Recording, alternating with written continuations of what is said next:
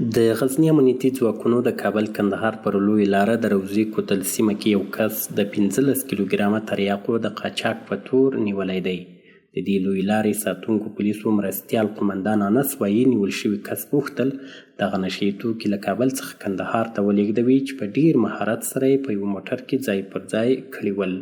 نن یو تن له 15 کیلوګرامو مواد مخدرو په اصطلاح باندې تریاکو سره د روضې کوتل په چیک پاین لاس په لاس تړلی و موټره چې په خورا تکتیک سره کې جای په جای سوي وو چې له کابل ولایته کندهار ولایت ته انتقالېدل ونیول سول.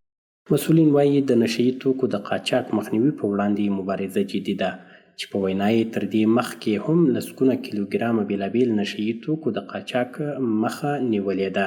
ما هیچ وقت اجازه نمیدیم که این مواد و این مشکلات ها را کسی که در ولایت ما در دیگه ولایت انتقال میده که یا تیر کنه چه امکانم نداره. ما شب روز در خدمت ملت خود هستیم انشالله.